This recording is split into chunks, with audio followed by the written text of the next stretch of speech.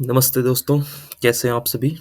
तो आज के इस वीडियो में हम देखने वाले हैं बीए एलएलबी का सबसे पहला सेमेस्टर लॉ ऑफ कॉन्ट्रैक्ट के ऊपर।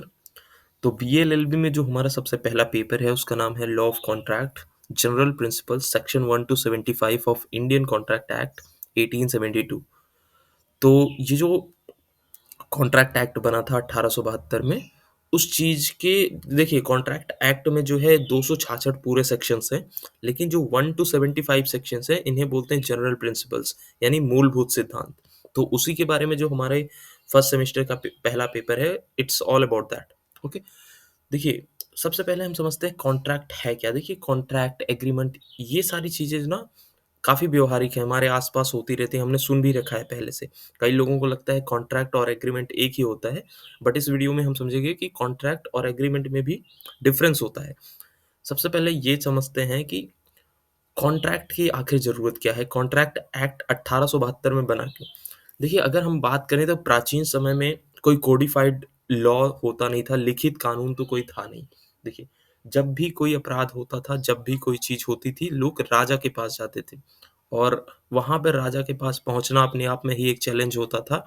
तो आप और किसी के पास नहीं जा सकते थे फॉर द जस्टिस ना। लेकिन जब भारत 1872 में अंग्रेज़ों का शासन था भारत में, तो लॉर्ड मैकॉले थे। लॉर्ड मैकॉले क्या करते हैं कि इंग्लिश कॉन्ट्रैक्ट एक्ट था, उससे इंस्पिरेशन लेते हैं और भारत में हिंदू की जो कुछ प्रथाएँ चल रही थी, उससे इंस्पिरेशन लेते हैं और बाकी अलग-अलग जगहों से इंस्पिरेशन लेकर 1872 में जो है इंडियन कॉन्ट्रैक्ट एक्ट बनाते हैं। बनाते क्या हैं, वो उस समय इंडियन लॉ कमीशन के हेड थे, काफ़ी लोग मिलके इंडियन कॉन्ट्रैक्ट एक्ट को बनाते हैं। देखिए इंडियन कॉन्ट्रैक्ट एक्ट ब्रिटिशर्स द्वारा बनाया गया था, लेकिन ये ब्रिटिश पार्लियामेंट में नहीं बल्कि इंडियन पार्लियामेंट में ही बना था और 1 सितंबर 1872 को ये फ़ोर्स में आ गया था। यानी इसके बाद इस चीज़ में जो-जो कानून, जो-जो नियम लिखे हैं, अगर कोई इसे नहीं मानता तो वो दंडनीय होगा। तो सबसे पहले हम देखते हैं इसके बाद कि कॉन्ट्रैक्ट क्या होता है। देखिए कॉन्ट्रैक्ट के लिए जो हिंदी में हमारे शब्द हैं, वो है संविदा। एक और शब्द है अनुबंध, लेकिन मूलतः वह प्रयोग नहीं होता, लॉ की भाषा में संविदा ही बोलते हैं, ठीक है? देखिए, जब कोई 2 व्यक्ति ऐसे किसी डील को करते हैं, जिसमें कानून भी इंटरफेयर कर सके, कानून भी आके हस्तक्षेप कर सके, तो उसे हम कॉन्ट्रैक्ट कहते हैं। इस चीज़ को हम डिटेल में समझेंगे। देखिए यहाँ सबसे पहले इसे समझने के लिए आपको कुछ शब्द दिए हुए हैं, जैसे प्रस्थापना, प्रतिग्रहण, प्रतिफल, संविदा, करार, वचन। देखिए proposal, acceptance, consideration, contract, agreement, promise, ये चीज़ें समझनी होगी। देखिए हिंदी के जो शब्द हैं थोड़े से ईज़ी हैं, लेकिन जब नहीं सॉरी, इंग्लिश के जो शब्द हैं वो थोड़े से ईज़ी हैं, लेकिन जब आप बात आती है हिंदी के शब्दों की, तो थोड़े से हार्ड हमें दिखते हैं। प्रस्थापना, प्रतिग्रहण, प्रतिफल, ये अपने आप में हमें समझ नहीं आते कि क्या बात हो रही है भाई। क्योंकि ऐसा है कि 1872 में जब ये कानून बना था, तब अंग्रेज़ों ने सिर्फ़ इसे अंग्रेज़ी में बनाया था। बाद में चल के हमने इसे ट्रांसलेट किया हिंदी में और बेमन से ट्रांसलेट किया, जैसे भी जो चीज़ें मिली हमने उठा के उसमें डाल दी, ठीक है? बहुत ही हार्ड लैंग्वेज का प्रयोग करके हमने इसको ट्रांसलेट किया। अगर आपको इंग्लिश आती है, तो आप एक बार को समझ भी लेंगे कि क्या बातें हो रही हैं, बट हिंदी में समझना भाई बहुत ही मुश्किल हो जाता है। लेकिन आसानी से सारी चीज़ें थोड़ा-थोड़ा मैं आपको समझा देता हूँ। देखिए सबसे पहली चीज़ आती है प्रस्तावना। प्रस्थापना के लिए अंग्रेजी में शब्द है प्रपोज़ल, एक और अंग्रेजी में शब्द है ऑफ़र और उसके बाद है प्रतिग्रहण, एक्सेप्टेंस, एक्सेप्ट करना, मान लेना, रज़ामंदी दे देना। उसके बाद जो शब्द है हमारा प्रतिफल, कंसिडरेशन, कंसिडरेशन मतलब मिलना क्या है दोनों को। जैसे एक डील हो रही है तो उसमें दोनों को कुछ ना कुछ मिलना होता है, वो है प्रतिफल। और संविदा, संविदा मैंने आपको बता दिया कि एक ऐसी डील जो है जिसमें कानून अपना हस्तक्षेप कर सके, ना, उसे हम संविदा बोलेंगे। करार, एग्रीमेंट, जहाँ पे प्रस्थापना हो, प्रतिग्रहण हो, प्रतिफल हो, ये तीनों चीज़ें हों ऊपर की, वहाँ पे अपने आप में वो करार बनता है और ऐसे करार जिसमें कानून हस्तक्षेप कर सके, वो संविदा बन जाती है। उसके बाद है वचन, प्रस्थापना और प्रतिग्रहण मिलके एक वचन बनते हैं। इसको मैं आपको एक एग्ज़ाम्पल से समझाऊँगा ताकि आप बड़ी ही आसानी से इस चीज़ को समझ जाएँ। चलिए देखते हैं। देखिए, यहाँ पे 2 आदमी हैं, लेट्स से सिंह साहब और यादव साहब। सिंह साहब यादव साहब के पास जाते हैं और कहते हैं मेरे पास एक कार है, क्या तुम उसे 50,000 में खरीदोगे? यादव साहब कहते हैं, तो ये जो जो स्टेटमेंट है कि मेरे पास एक कार है, क्या तुम इसे 50,000 में खरीदोगे? इसे हम बोलेंगे अपने आप में ये है प्रस्तावना, ये है प्रपोज़ल, ये है ऑफ़र। सिंह साहब ने यादव जी को एक ऑफ़र दिया कि मेरे पास 2 लाख की एक कार है, क्या आप इसे 50,000 में खरीदेंगे? ठीक है, डिस्काउंटेड प्राइस पे दे रहे हैं।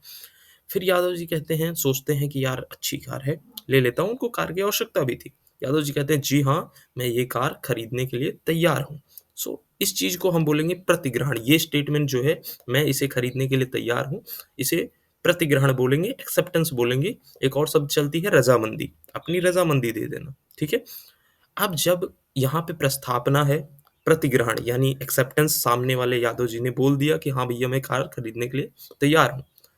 और ये जो कार है और ये जो पैसे हैं, इसे हम बोलेंगे प्रतिफल, क्योंकि अगर ये डील हो जाती है, तो सिंह साहब के पास जाएँगे ₹50,000 और यादव जी के पास जाएँगे ये कार। तो कुछ दोनों को कुछ ना कुछ मिलना है, इसी चीज़ को हम बोलेंगे प्रतिफल।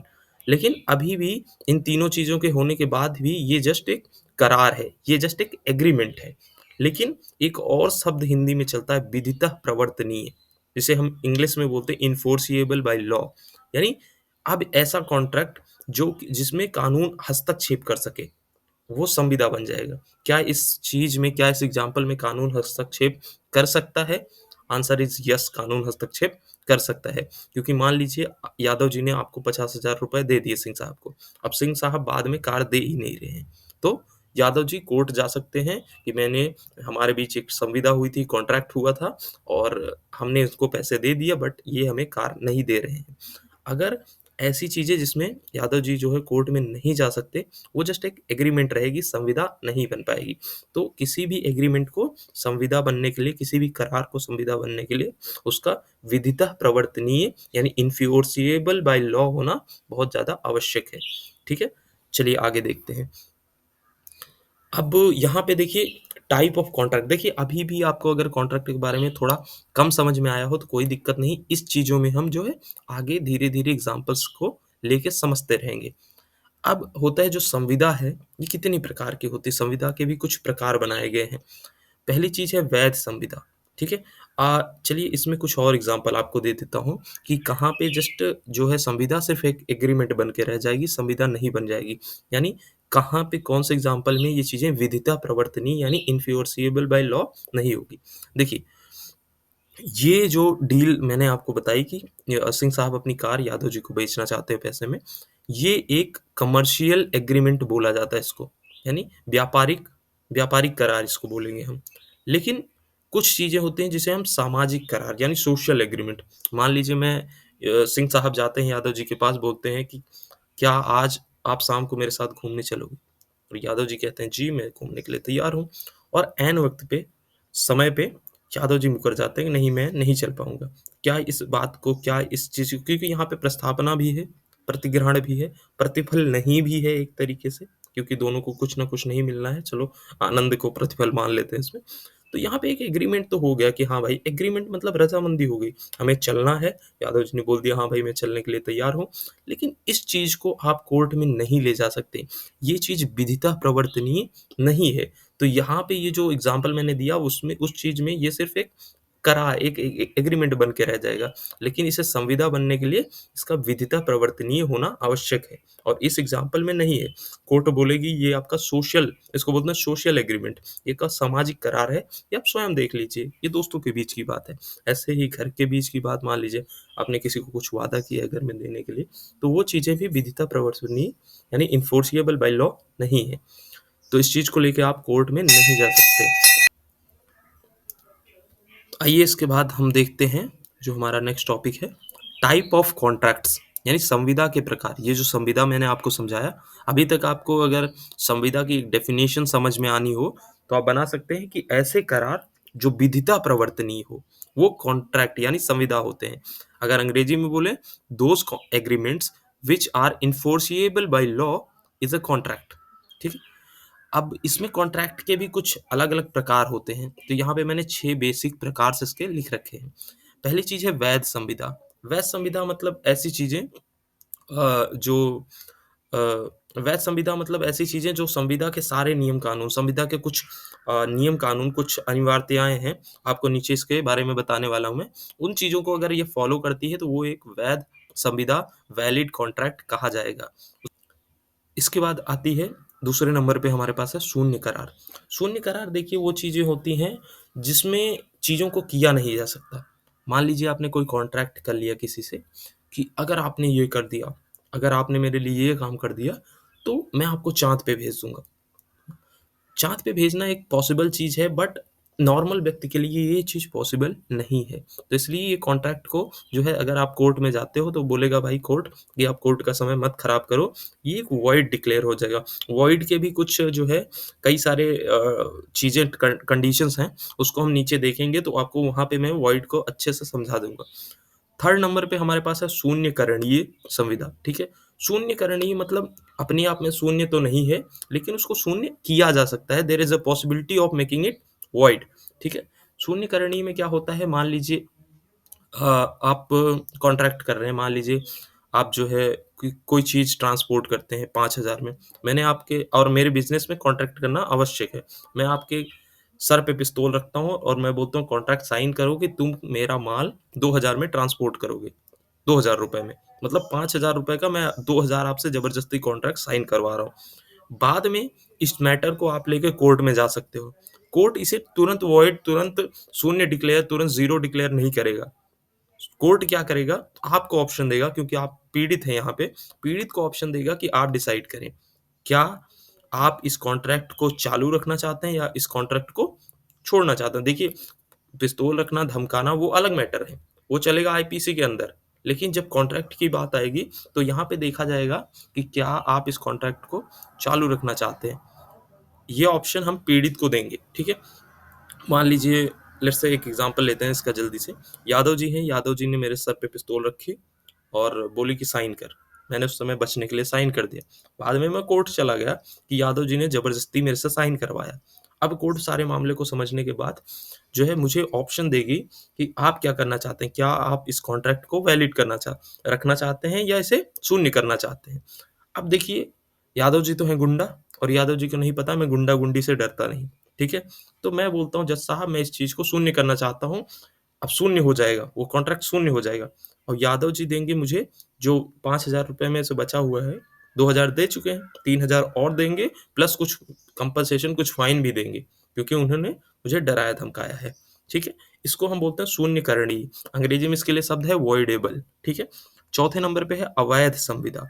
ऐसा संविदा जिसमें इल्लीगल चीज़ें हों, इल्लीगल एलिमेंट हो, ठीक है? इल्लीगल मकसद हो, उद्देश्य उसका इल्लीगल हो।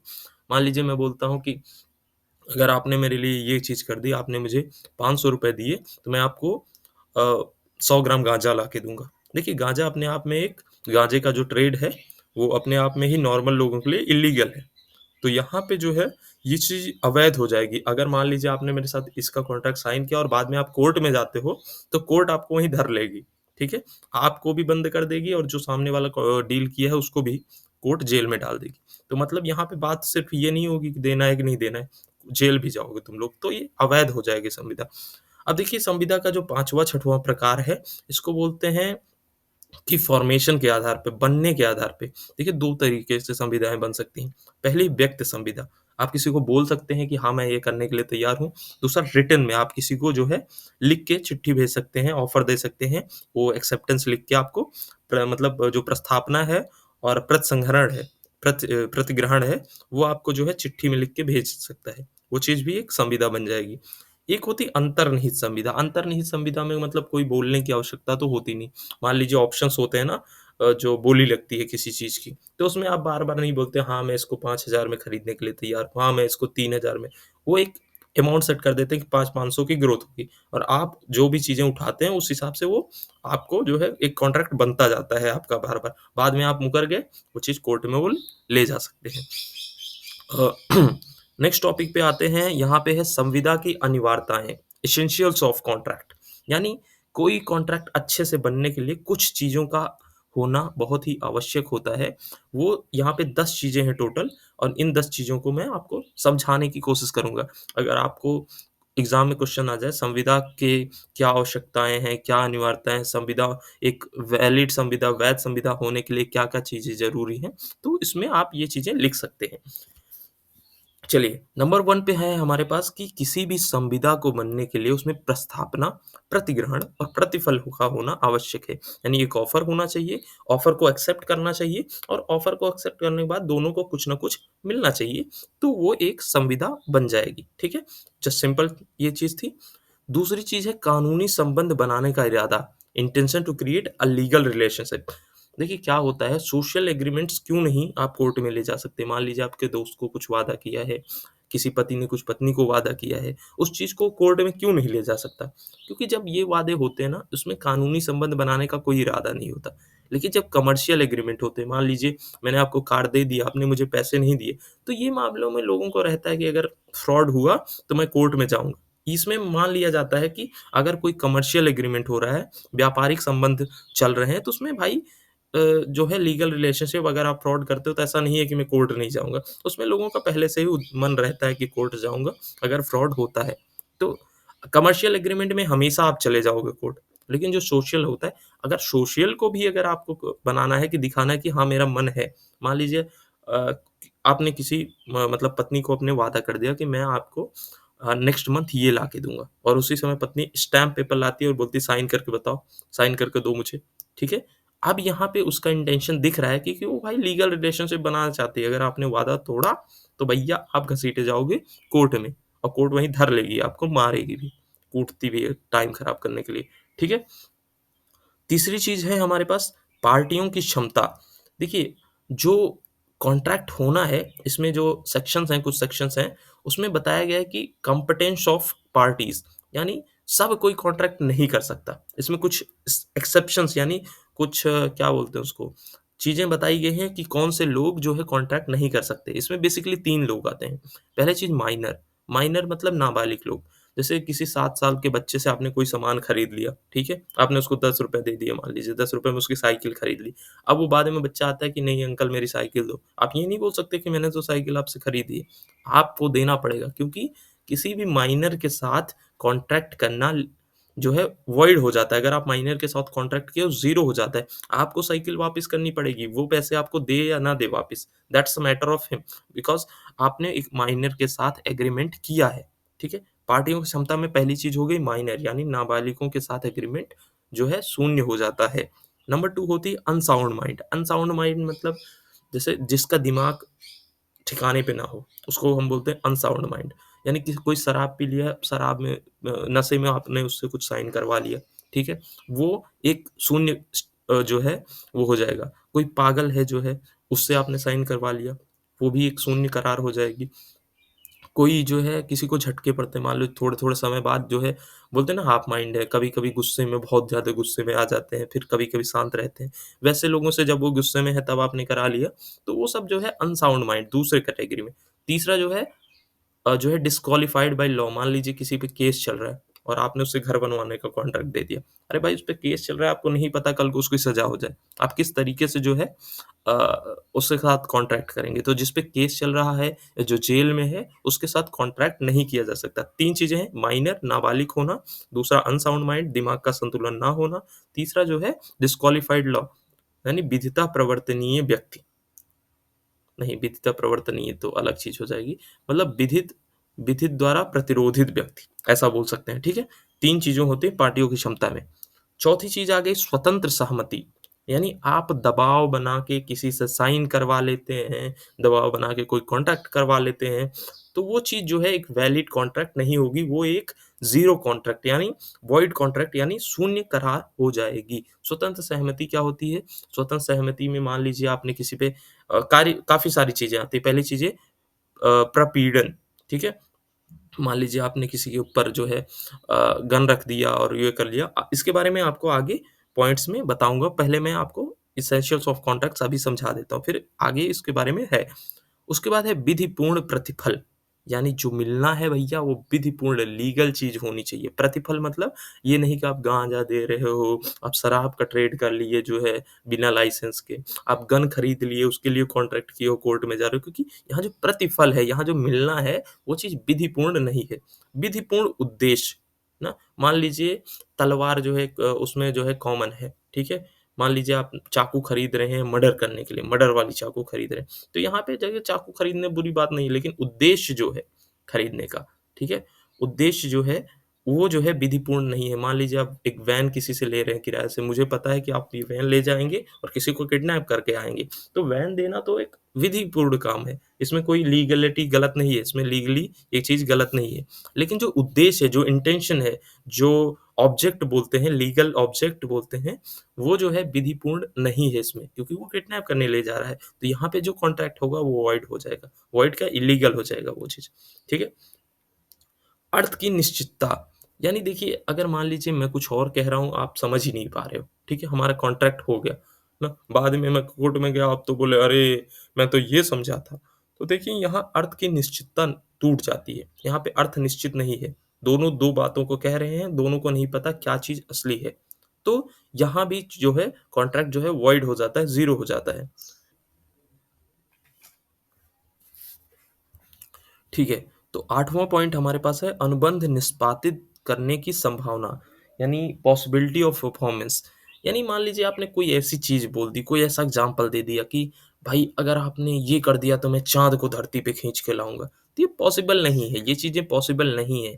ऐसे अगर आप कोई एग्रीमेंट करते हो, किसी से कर देते हो, तो आप कोर्ट नहीं जा सकते हो कि अब ये देखो मैंने इसको पैसे दे दिए, चाँद खींच के धरती पे नहीं ला रहा है। क्योंकि यहाँ पे जो अनुबंध है वो निष्पादित नहीं हो सकता, परफ़ॉर्म नहीं हो सकता, उस चीज़ को किया नहीं जा सकता, ठीक है? इस तरीके से हमारा 8वां पॉइंट है। 9वां पॉइंट है स्पष्ट रूप से शून्य घोषित नहीं किया गया हो। कई केसेज़ में जब आप इंडियन कॉन्ट्रैक्ट एक्ट पढ़ेंगे 1872 का ये वाला, तो इसमें क्या है कि कुछ पॉइंट्स हैं, कुछ सेक्शंस हैं जिसमें बताया गया है कि अगर आप किसी शादी-विवाह को रोकने के लिए कोई कॉन्ट्रैक्ट करते हो, तो वो जो है शून्य है, पहले से इस पे बहस ही नहीं होनी है। आप कोर्ट में जाओगे, भगा दिए जाओगे डंडे के साथ, ठीक है? तो ये चीज़ है कि स्पष्ट रूप से जो-जो कुछ चीज़ें हैं कि आप व्यापार रोकने के लिए कॉन्ट्रैक्ट कर रहे हो, शादी रोकने के लिए कॉन्ट्रैक्ट कर रहे हो, वैगरिंग कर रहे हो, सट्टेबाज़ी कर रहे हो, ये चीज़ें कर रहे हो, तो वो पहले से ही वॉइड एग्रीमेंट होते हैं और उसमें आप कोर्ट नहीं जा सकते। नंबर 10 है कानूनिक औपचारिकताएँ, यानी लीगल फ़ॉर्मेलिटीज़। लीगल फ़ॉर्मेलिटीज़ में क्या होता है कि देखिए जैसे अब आपको मैंने बताया कि आप बोल दिए कि चलिए ये करना चाहता हूँ, उन्होंने एक्सेप्टेंस दे दी, कॉन्ट्रैक्ट बन गया। लेकिन अगर आप प्रॉपर्टी की डील कर रहे हो, तो प्रॉपर्टी में ऐसा नहीं चलता कि आप किसी से बोल दिए हो कि ये लो इतने पैसे और मुझे दे दो, उसने बोला हाँ, ले लो। तो ये ऐसे कॉन्ट्रैक्ट नहीं होगा, क्योंकि प्रॉपर्टी एक्ट आप जब पढ़ोगे, तो उसमें आपको पता चलेगा कि प्रॉपर्टी खरीदने के लिए आपको प्रॉपर स्टैम्प पेपर चाहिए, प्रॉपर जो है ज़मीन के कागज़ात पे साइन होने चाहिए, वो सारी चीज़ें होनी चाहिए, तभी प्रॉपर्टी को लीगली आपको ट्रांसफ़र किया जा सकता है। अब अगर आपको कानूनी औपचारिकता यानी लीगल फ़ॉर्मेलिटीज़ इसमें ये है कि पेपर वर्क आपको करना पड़ेगा प्रॉपर्टी डीलिंग के लिए, प्रॉपर्टी खरीदने के लिए बेसिकली। तो अगर आप वो चीज़ नहीं किए हो, तब भी कॉन्ट्रैक्ट जो है ज़ीरो हो जाएगी। इस बेसिस पे आप नहीं जाओगे कि अरे! मैंने बोला था, मैंने उनको पैसे दे दिए थे और अब वापिस नहीं कर रहे हैं। तो ये चीज़ ज़ीरो होगी, बल्कि इस पे सुनवाई होगी किसी मामले में, फ्रॉड के केस चलेगा उस पे कि आपका पैसा लेके वो फ्रॉड कर दिया है। लेकिन कॉन्ट्रैक्ट के मामले में ये चीज़ शून्य हो जाएगी, क्योंकि कानूनी औपचारिकताएँ नहीं की गई हैं। चलिए, अब देखिए प्रस्तावना, प्रपोज़ल, ऑफ़र जो मैंने बहुत ही स्टार्टिंग में आपको समझाया था, उसकी जो है एक डेफ़िनेशन दी हुई है हमारे इंडियन कॉन्ट्रैक्ट एक्ट में, ठीक है? अगर मैं इसमें आपको प्रस्तावना की एक जो है परिभाषा पढ़ के बताऊँ, सुनाता हूँ। जबकि एक व्यक्ति किसी बात को करने या ना करने या करने से प्रवृत्त रहने की अपनी रज़ामंदी किसी अन्य को इस दृष्टि से संज्ञापित करता है कि ऐसे कार्य या प्रवृत्ति के प्रति उस अन्य की अनुमति अभिप्राय करे, तब वह प्रस्तावना करता है या कहा जाता है। देखिए, इतनी खतरनाक हिंदी में डेफ़िनिशन इन्होंने लिखा है, मतलब मैं नहीं समझ पा रहा हूँ कि उसको शंकराचार्य जी समझेंगे कि जो है गुरु वशिष्ठ समझेंगे। संस्कृत से भी कठिन शब्दों का प्रयोग किया, इससे अच्छा संस्कृत में लिखे होते तो मैं समझ जाता। तो इसीलिए जो क्योंकि ये जो हिंदी में तो कॉन्ट्रैक्ट लिखा नहीं गया था, ये जो कॉन्ट्रैक्ट एक्ट बना था, ठीक है? ये इंग्लिश में ही लिखा गया था, बाद में जैसे-तैसे बेमन से इन्होंने ट्रांसलेट कर दिया, ठीक है? अब देखिए यहाँ पे जो इंग्लिश डेफ़िनेशन है, वो मैं आपको समझा देता हूँ ताकि एग्ज़ाम में आए तो आप एक प्रॉपर डेफ़िनेशन इसका लिख सकें और आपका नंबर भी नहीं कटे, ठीक है? तो यहाँ पे इंग्लिश में लिखा हुआ है when one person signifies to another his willingness, ठीक है? पहला लाइन है when one person signifies to another his willingness. Willingness मतलब इच्छा, सिग्निफाई मतलब बताता है। जब एक व्यक्ति दूसरे व्यक्ति को अपनी इच्छा बताता है, ठीक है? टू डू और to abstain from doing anything, ठीक है? कुछ काम करने के लिए या कुछ काम ना करने के लिए। कुछ काम ना करने के लिए भी कॉन्ट्रैक्ट हो सकता है कि अगर भाई मान लो आपने मुझे इतना पैसा दिया तो मैं आपके खिलाफ केस नहीं करूँगा, ठीक है? ये मतलब कुछ ना करने के लिए आप कॉन्ट्रैक्ट कर रहे हो, ठीक है? कि अगर आपने इतना पैसा मुझे दे दिया तो मैं केस नहीं करूँगा, ठीक है? या हो सकता है कि अगर आपने मुझे इतना पैसा दे दिया तो मैं उसके खिलाफ केस कर दूँगा। तो यहाँ पे है टू डू और अब्सटेन मतलब ना करने से, मना करने से। टू डू और to abstain from doing anything, कोई काम करने या ना करने के लिए, ठीक है? किसी पर्सन को किसी दूसरे बंदे को अपनी इच्छा बताना, ठीक है? कुछ काम करने या ना करने के लिए with a view to obtain the assent of that other, ठीक है? असेंट मतलब होता है रज़ामंदी, उसकी उसकी रज़ामंदी लेने के लिए, उसका जो है व्यू लेने के लिए कि हाँ भाई क्या आप रेडी हो? मैं चाहता हूँ कि आप ये काम करो या ना करो। क्या आप इस चीज़ पे राज़ी करते हो? ना? टू डू सच एक्ट और अब्स्टेनेंस, ये काम करना या ना करने के लिए क्या आप राज़ी हो? ना? ये चीज़ पूछना ही अपने आप में ही said to make a proposal, ये चीज़ अपने आप में पूछना, यह पूछना ही प्रस्तावना कहलाता है। जब कोई व्यक्ति दूसरे व्यक्ति को उस अपनी इच्छा ज़ाहिर करता है किसी काम या काम को ना करने के लिए, उसकी रज़ामंदी लेने के लिए कि वो काम यह करेगा या नहीं करेगा, तो उसको प्रस्तावना यानी प्रपोज़ल यानी ऑफ़र बोलते हैं। ठीक है? ये हमारे जो है कॉन्ट्रैक्ट एक्ट में है, ये सेक्शन 2A जो दूसरा सेक्शन है उसमें जो ए क्लॉज़ है, उसकी डेफ़िनिशन ये दी हुई है। तो आप इसे हिंदी में बना के लिख सकते हैं। देखिए, फिर आता है प्रतिग्रहण। प्रतिग्रहण के लिए भी डेफ़िनेशन हमारे उसमें दी हुई है। When the person to whom the proposal is made signifies his assent to such proposal, the proposal is said to be accepted. ठीक है? यानी जब कोई व्यक्ति जो है जो प्रपोज़ल दे रहे हैं, मान लीजिए किसी ने आपको ऑफ़र दिया और उस ऑफ़र पे आपने सिग्निफाइज़ हिज़ असेंट अपनी रज़ामंदी दे दी, ठीक है? Signifies his assent to such proposal, आपने उस प्रपोज़ल पे रज़ामंदी दे दी, ठीक है? The proposal is said to be accepted, अब वहाँ प्रतिग्रहण हो गया, आपने एक्सेप्ट कर लिया, उस बात को मान लिया आपने, ठीक है? कॉन्ट्रैक्ट एक तरीके से एग्रीमेंट बन चुका है हमारा। उसके बाद है प्रतिफल का डेफिनेशन जो दिया हुआ है 2C में, when at the desire of promisor the promisee or any other person has done or abstained from doing something or does or abstain from doing something or promises to do or to abstain from doing something, such act or abstinence or promise is called consideration for the promise। सही बताऊं हिंदी की तो बात अलग है, अंग्रेजी भी इतनी गंदी इन्होंने लिख रही है, पता नहीं अंग्रेज भाई अंग्रेज ज्यादा समझदार से समझ लेते होंगे, हमारे लिए तो विदेशी भाषा है इसलिए नहीं समझ पा रहा हूँ। ये जो है 2D में डेफिनेशन दिया हुआ है प्रतिफल का, ठीक है? अगर मैं हिंदी में भी पढ़ लूँ आपके लिए, क्या पता आपको लगता हो हिंदी में आसान होगा। जबकि वचनदाता की वांछा पर वचन ग्रहीता या कोई अन्य व्यक्ति कुछ कर चुका है, या करने से विरत रहा है, या करता है या करने से प्रवृत्त रहता है, या करने से प्रवृत्त रहने का वचन देता है, तब ऐसा कार्य या प्रवृत्ति या वचन उस वचन के लिए प्रतिफल कहलाता है। वाह भाई वाह! क्या बात है! इससे इससे सरल हमारे वेद पुराण है, आपको सही बता रहा हूँ। देखिए सिंपली बात बताऊँ कि भैया जब किसी कॉन्ट्रैक्ट में, जब किसी संविदा में दोनों पार्टीज़ को कुछ ना कुछ चीज़ें मिलनी होती है, उन चीज़ों को बोलते हैं प्रतिफल। डेफिनिशन बहुत हार्ड है, अपने से बना के इसको लिख देना जो समझ में आए, ठीक है? देखिए पार्टियों की क्षमता मैंने आपको पहले भी समझाया था, 3 प्रकार के होते हैं, minor, unsound mind, not disqualified law. ये ये 3 चीज़ें नहीं होनी चाहिए, तभी आप जो है कॉन्ट्रैक्ट बना सकते हो। आप